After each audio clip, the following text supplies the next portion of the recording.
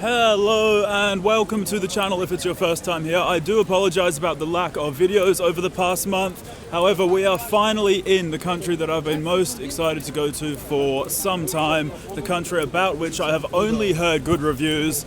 We are finally in Turkey. Right behind me you can see the Hagia Sophia Mosque. Right in front of me you can see the Sultan Ahmet Mosque, the Blue Mosque. And I landed in Istanbul about 24 hours ago. I've been exploring the capital ever since. So I thought I would take you for a walk around the city, give you some of my initial reactions to Istanbul, and yeah, we'll see what we can find. So without further ado, let's get right into it. So first off, where am I staying in Istanbul? I'm staying in an area of the city called Fatih, which is sort of like the lower European side of Istanbul. It's essentially like the old city of Istanbul. It's sort of like what you might think of as, you know, quintessential Istanbul. It's the area with sort of all of the historical places, all of the gorgeous buildings, all of the beautiful mosques that immediately jump to mind when you think of Istanbul. And yeah, man, I'm currently like a 90-second walk away from the room I'm staying in.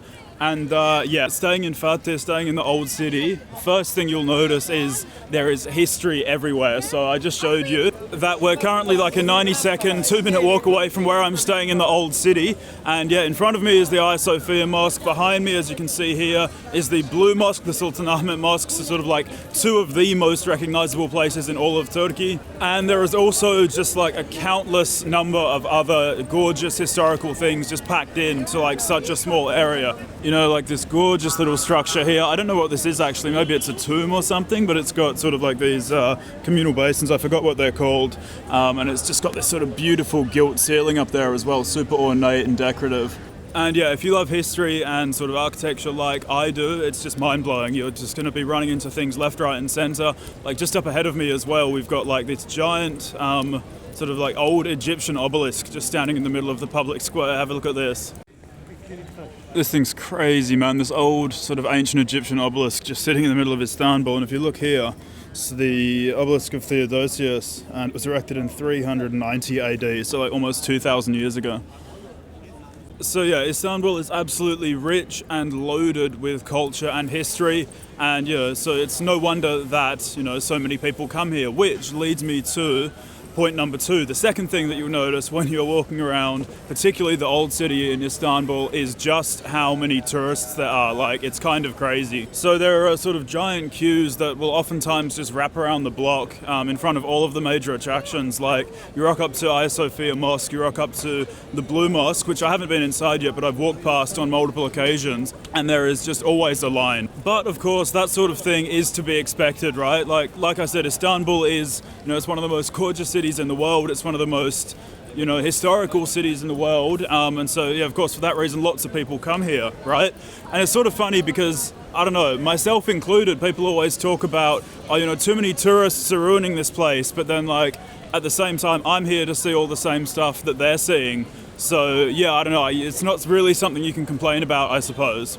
You will notice that there are lots and lots of places that are solely catered to tourists. And that includes, you know, obviously the classic souvenir shops, but also with restaurants. There are lots of sort of like Western style restaurants out here. On my left here is a McDonald's. But there are also like quite a few restaurants that do, you know, typical Turkish food, kebabs, grilled meat and what have you. But, you know, as a general rule, they're all like very, very overpriced. Like oftentimes there'll be like the menu out the front, a guy standing out the front trying to rope you in. You know, all the classic lines, my friend, come in, have a look at the menu, this and that. Yeah, that's all sort of to be expected in a big touristy city. So, you know, not really a complaint from me.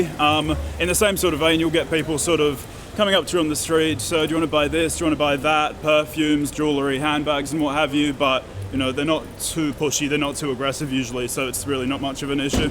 But even with that said, I have been told that even in the most touristy areas, even in the old city, there are some brilliant local hidden gems to be found if you keep your eyes peeled. Like, for example, these sort of self-service style canteen restaurants that you can find here and there scattered around the old city. They seem to cook like really, really authentic food, and the prices seem to be fairly reasonable. And currently we are on the sort of very main street that's right across from the two mosques. So yeah, of course everything's going to be marked up a bit. So yeah, with that said, let's go for a little walk. We'll get off the main stretch and we'll see what we can find in Fatih.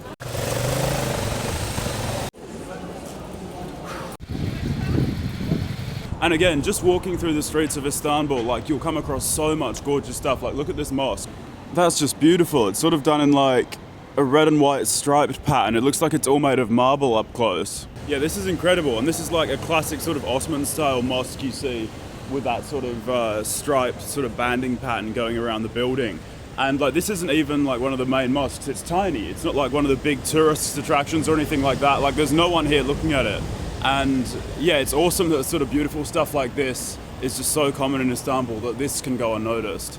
But we are wearing shorts today, so we can't go inside the mosque out of respect for the dress code. It is absolutely fine to wear shorts around in Istanbul. Literally, like all of the foreign tourists here do it, but just not inside mosques and places of worship.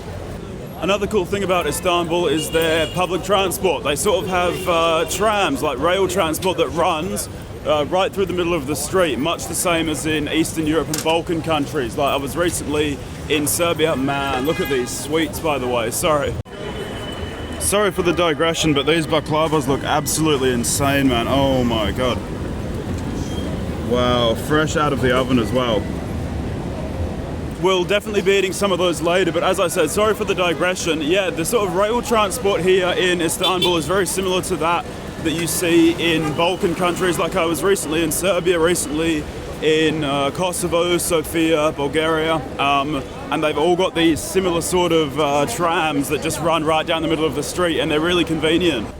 And the stations for these trams are sort of just situated, as you can see here, just like right in the middle of the road. So you just sort of cross the road, and then your ticket gate's here, and the trams run down the middle of the road, and the cars go either side of it, which is cool. And yeah, man, Istanbul is like a massive, massive city. It's situated between like sort of 3 different plots of land, 2 on the European side and 1 on the Asian side. It's quite literally impossible to walk around all of these places by foot. And so, of course, like you'll be thinking when you visit here, you know, it's easier to just take taxis or Ubers or whatever. But let me tell you, so Uber essentially doesn't exist here. It had a trial in Istanbul a little while ago, and from what I've heard, apparently all the taxi drivers just sort of got together and, you know, beat up anyone who was an Uber driver because they were, you know, stealing their fares and operating at a lower cost. Do take that with a grain of salt. That is just hearsay, something I've heard. But yeah, essentially Uber doesn't exist here, and so your only other option if you do want to take a car is to use a taxi, right? So the taxis in Istanbul are all sort of like very instantly recognizable from their yellow and like blue checks down the side of them. And check this out as well, wow. This building's absolutely gorgeous, man. Oh, it looks like it's a museum, cool. Yeah, I'll have to check this out later. But yeah, essentially as with anywhere, and particularly in like really, really touristy cities, almost died. Particularly with like really, really touristy cities like Istanbul, taxi drivers are only out to rip you off. And yeah, essentially my first experience in Turkey was a very, very unpleasant one with the taxi driver. I took the shuttle bus from the airport to one of the main squares, and then from there I had to take a taxi to get to my room, to where I was staying. We agreed on 100 lira, which is about $8 Australian. Before the taxi ride. Even then it was too much to agree on, but whatever, tourist prices, and you know, I just was fed up, I was tired, I wanted to get to my room, so we agreed on that. We started driving. It was only a 15-minute drive or whatever. Yeah, we ended up getting to the place, and then he started screaming about, you know, 300 lira. No, we didn't say 100, we said 300. And essentially I told him, yeah, whatever mate, here's your 100, I'm getting out. And he started becoming like really aggressive towards me. He took my 100, screwed it up, like threw it at me, and essentially told me to off when I got out of the taxi. So yeah, avoid taxis in Istanbul at all costs unless you're absolutely desperate, because they are not your friend. They are out to do you. But Istanbul is certainly making a good impression on me otherwise, man. Look how much beautiful stuff is about. You've got this beautiful mosque right here, and then you turn around and there's another one right behind you. And then off in the distance there is even more. And it looks like we've got a big sort of fresh food market here as well. This looks fantastic. All this stuff looks incredible, man. You've got like olives, cheeses, fresh meats, all sorts of stuff. Wow. Oh, cool, and the fishmonger is here as well. Wow, look at all those gorgeous fresh fish. Man. But yeah, from what I've seen so far, Turkish food just seems like absolutely top tier. Oh, these are another thing you'll notice. Birds coming for me. So these ones here sell like a sort of breakfast bread bagel sort of thing. So these are like a sort of ring of bread dipped in molasses and sesame seeds. They're really, really delicious, and you can get them sort of cut in half with Nutella as well. And the other common food cart that's sort of ubiquitous all around Istanbul are these guys selling corn, like grilled corn and chestnuts. So let's go and get something to snack on. Hello, my friend, how are you? Can I take 100 grams, please? Thank you very much. Wow, so look at this. So he's sort of grilling or roasting these chestnuts fresh, I guess. And then you've got this boiled corn as well. Thank you very much, my friend. Thank you. So I guess you sort of peel these, right? Like you don't eat this outside like brown bit. And so we've got our roasted chestnuts, 25 lira, which is about $2 Australian for 100 grams. Not a bad deal. It's not too bad. Sort of tastes like boiled potato actually. Like it's a little bit sweet. I don't know, I guess not the most flavorful snack. It's pretty bland, but not bad for $2, eh? And all of this is taking place right on the waterfront, near which we have just arrived.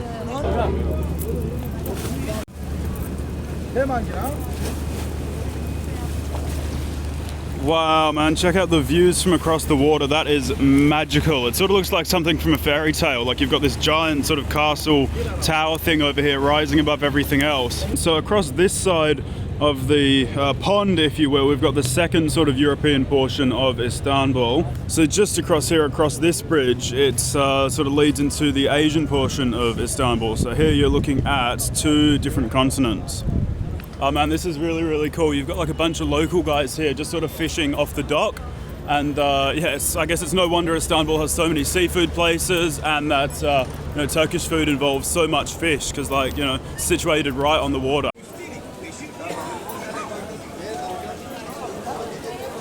Another thing you'll notice very quickly when you walk through Istanbul is that the streets, particularly when you're walking through the old city and like the bazaar areas, are very sort of like winding, narrow, and very, very steep as well.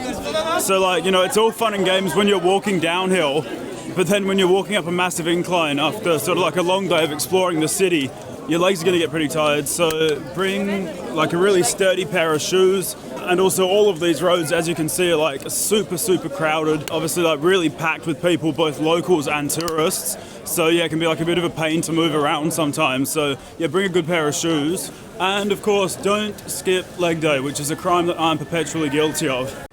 Just as a side note as well, if there are any tech boys out there who know why lights sort of flash, like behind me you can see now when I film them on my phone, if you know why that happens, yeah, let me know A, why, and B, how to fix that. It's something I'd sort of like to amend to you know, up the production quality of my videos. So yeah, let me know in the comments if you know why that happens. But yeah, as expected, like the main bazaar is just like crazy bustling, packed with people. There's sort of like everything that you could ever hope to find here. There's like tons of shops that locals shop at for, you know, regular stuff like homewares, linen, towels, that sort of thing. And then there's also lots and lots of stuff targeted towards tourists. Obviously, it's like a big, big tourist place. Lots of sort of overpriced souvenirs and like knockoff designer goods and that sort of stuff. But that's, you know, all par for the course. Yeah, like I've always said, it's one of the most interesting places to visit anywhere you go is the bazaar, like the main market. I think it provides you with such like an interesting cross-section, like such a broad sort of representative cross-section of the populace, and it gives you sort of like a really good feel for how, you know, the city's going to operate and the sort of people that live there too. And we've actually just entered a covered part of the market. Hey, hi brother. Do you mind if I try some? Yeah. Thank you so much. Cheers. What is this, by the way? So this is Turkish Delight, yeah? Yeah, Turkish Delight. Appreciate it. Thank you, man. Cheers. So yeah, we've just entered sort of like a covered part of the market called Misr Karsisi, I guess, the sort of Egyptian bazaar, which is actually the spice bazaar, where they sell like sort of fresh tea, spices and all that sort of stuff. Gentleman's just handed me a sample of Turkish Delight. Oh, that's exceptional, wow. And there you go, that's another thing I didn't know as well. Apparently caviar is really big in Turkey. Like there's tons of places around here in the bazaars selling caviar. I don't know if it's fresh, you know, if it's Turkish caviar, if it's produced here, or if it's just like a popular thing to consume, but nonetheless, yeah, that's interesting. And yeah, in addition to all of the sort of lovely fresh food offerings that you can get in the bazaar, there's also tons of sort of like touristy souvenir shops as well. Lots of people selling like, you know, traditional Turkish souvenirs like the lamps. Lots of those like sort of evil eye things. I don't know what they're called. Let me know that in the comments as well, I suppose. But yeah, unfortunately, I'm not in Istanbul for long enough to buy any large quantity of gorgeous spices, and I don't want a Louis Vuitton handbag. And so with that said, we should probably continue our journey outside of the spice bazaar. And just at the exit again, man, another beautiful old mosque. Another ubiquitous part of Istanbul that you cannot escape are its cats. You'll find them just sort of everywhere, just chilling, laxing on the side of the road.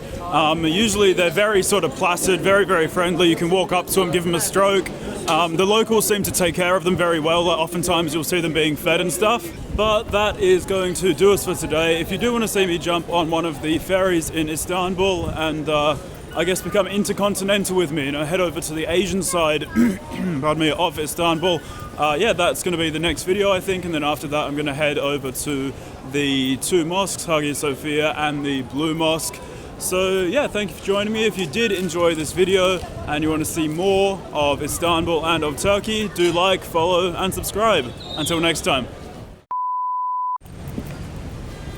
That's so up.